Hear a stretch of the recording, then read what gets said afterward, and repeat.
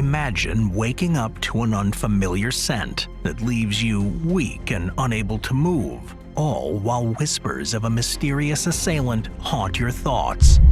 In the mid-1940s, this was the reality for a number of residents in a small town in Illinois, United States.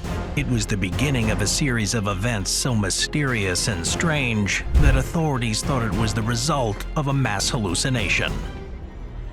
This is the chilling tale of the Mad Gasser of Mattoon. In the peaceful town of Mattoon, Illinois, during the early 1940s summer nights, an ominous presence emerged, casting a mysterious shadow over the unsuspecting community. This enigmatic figure, later known as the Mad Gasser, would leave an indelible mark on the pages of American folklore. Mattoon, a serene town known for its picturesque charm and close-knit residents, was thrust into an unsettling narrative that defied rational explanation. It all began with reports of a shadowy prowler, a phantom who, under the cover of darkness, infiltrated homes and released a strange gas upon its unsuspecting victims. As residents awoke to the pungent odor and experienced symptoms ranging from nausea to paralysis, the tranquility of Mattoon's streets shattered. Panic spread like wildfire, enveloping the town in a pervasive sense of vulnerability. Amid the sweltering heat of those summer nights, Mattoon transformed into a stage for an eerie and perplexing drama, blurring the lines between reality and fear. With each inexplicable assault by the Mad Gasser, speculation and anxiety surged, creating an atmosphere steeped in uncertainty and bewilderment.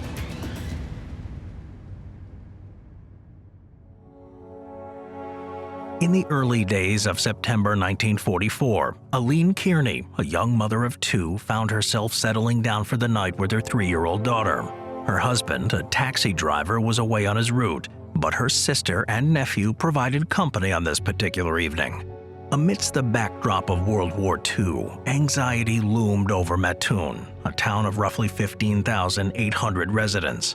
Many of the town's men had answered the call to serve overseas, leaving the local police force woefully understaffed. Maintaining order in such trying times proved to be an insurmountable challenge. That fateful night, Aline Kearney experienced a disconcerting turn of events. She detected a sickly sweet odor permeating her bedroom, initially attributing it to the nearby flowers. However, the smell intensified, accompanied by a creeping paralysis that seized her legs and lower body. Terrified, Kearney cried out for her sister, who rushed to the open bedroom window. A concerned neighbor promptly dialed the police, but their arrival yielded no signs of an intruder. Later that evening, Aline Kearney's husband returned home, only to spot a suspicious figure lurking near the window. Despite his efforts, the elusive intruder evaded capture. Kearney's description painted a picture of a tall individual clad in dark attire, sporting a snug-fitting cap. The following day, Mattoon's Journal-Gazette splashed Aline Kearney's ordeal across its front page, bearing the headline, "Anesthetic Prowler on Loose." Kearney and her daughter were deemed the first victims of this enigmatic prowler, setting the stage for a series of unsettling incidents that would soon follow. In the tense days that followed Aline Kearney's encounter with the mysterious anesthetic prowler, Mattoon's quiet streets were far from peaceful. On the eve of the Kearney incident, another family, the Rafes, would become unwilling participants in the town's growing unease. Orbone Rafe, a dedicated sheet metal worker, bore the heavy burden of grief as his brother had tragically perished in the battles of Normandy just that July. In the early hours of that fateful night, around 3 a.m., the Rafe household would face a chilling encounter that would leave an indelible mark on their lives. As the Rafes slept, a disturbing odor began to permeate their bedroom. An eerie and unfamiliar scent hung in the air, gradually intensifying as it infiltrated their home.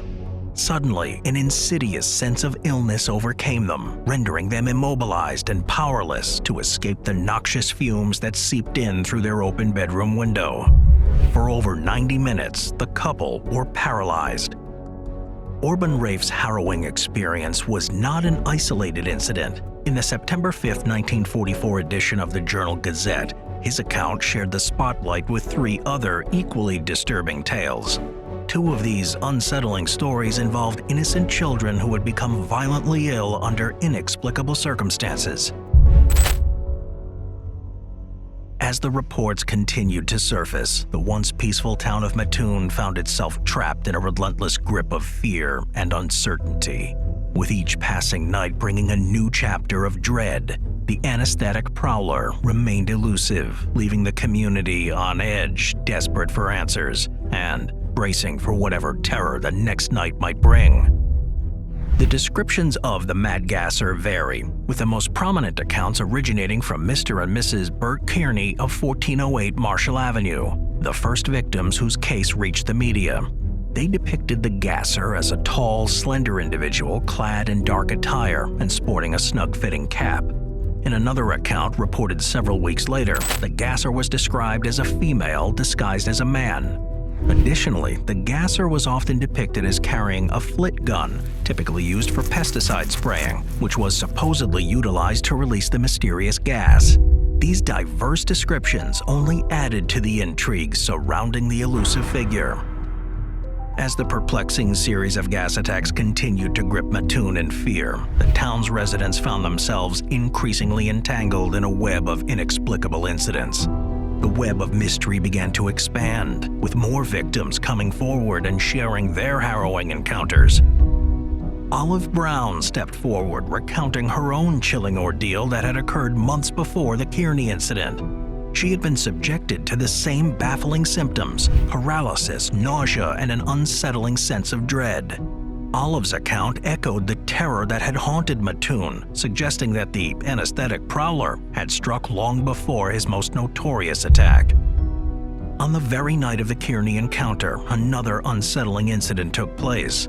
The wife of George Ryder was awake in the wee hours, indulging in multiple pots of coffee to stay alert. Suddenly, she was jolted by an eerie noise, a strange plop that resonated through the silence of the night.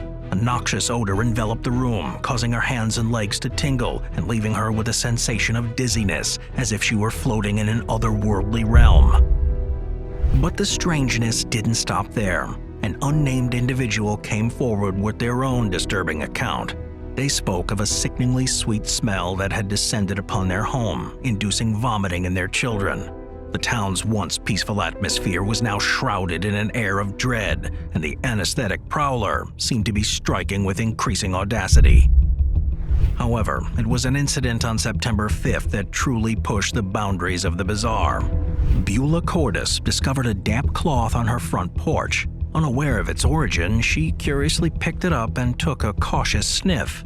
What followed was nothing short of nightmarish. An overwhelming sensation of paralysis, akin to an electric shock, coursed through her body. She endured 2 hours of sickness, yet when the cloth underwent chemical analysis, it revealed no traces of any discernible substances. The town's mystique deepened further as local fortune teller Edna James embarked on her own eerie exploration. Detecting an unusual odor in the boarding house she managed, she embarked on an investigation that would forever haunt her memories. What she claimed to have encountered was beyond the realm of reason. A creature resembling an ape-like man with long arms, brandishing a mysterious spray gun. With eerie precision, this entity unleashed 3 clouds of gas upon her, rendering her arms and legs numb. With each passing day, Mattoon's chilling saga grew more confounding, leaving its residents to grapple with the haunting question: who or what was the anesthetic prowler, and what malevolent force lurked behind these inexplicable events? Local authorities, initially perplexed by the nature of the gas attacks, struggled to provide reassuring answers. The lack of a clear culprit or motive aroused rumors and speculations within the area. Residents began taking precautions, locking doors and windows at night, and forming neighborhood watch groups to safeguard against potential intruders. The small town atmosphere, once characterized by a sense of security, gave way to an unsettling paranoia.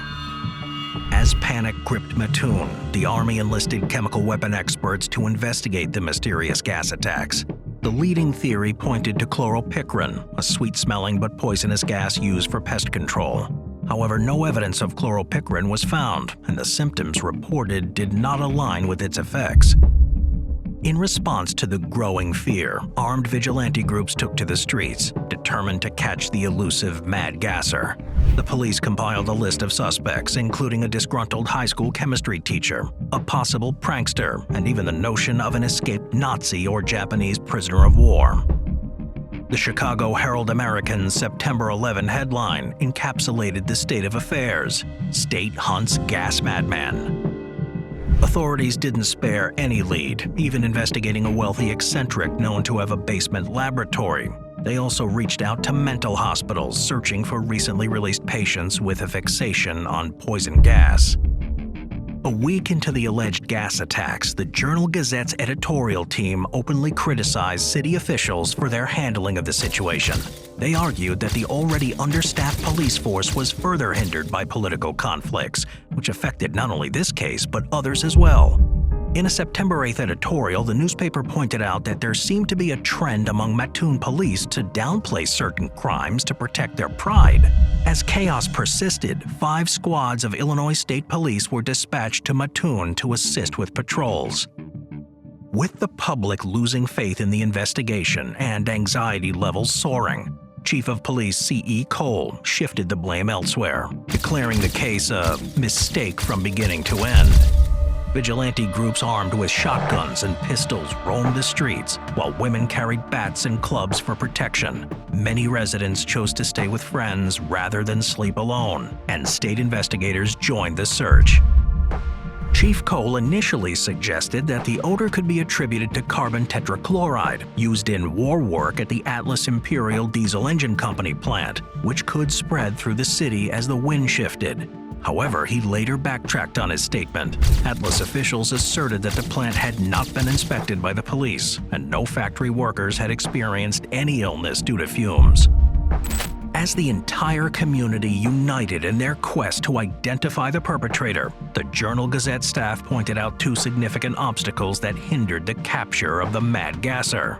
Firstly, the police initially did not take the case seriously, which allowed the assailant to operate with impunity.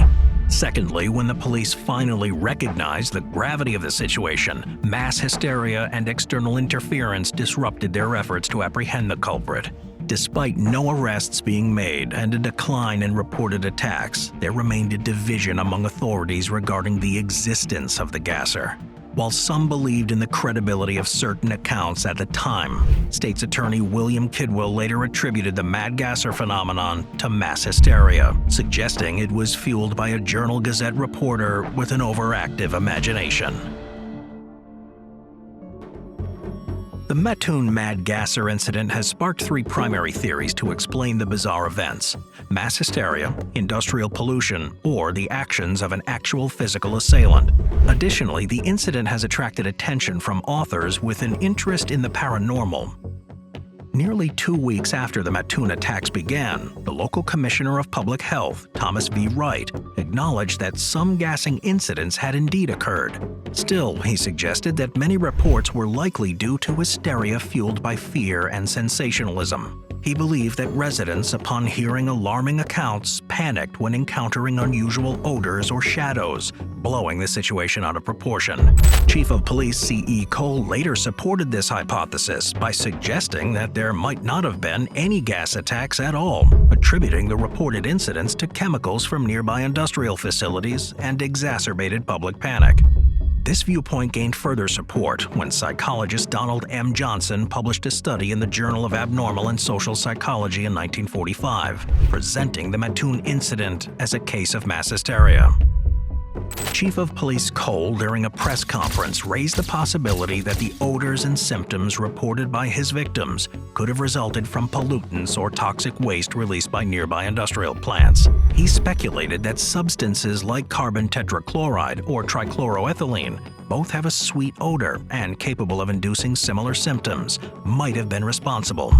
However, the Atlas Imperial Company, primarily implicated in the affair, denied responsibility, stating that they had minimal quantities of carbon tetrachloride and that any trichloroethylene exposure would have affected factory workers first. The plant had also been certified as safe by the State Department of Health at the time.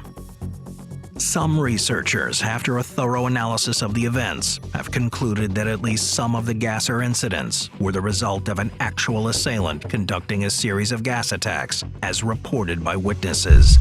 Writers interested in the paranormal have also explored these events, with some depicting the Mad Gasser as a not quite human, or possibly extraterrestrial being.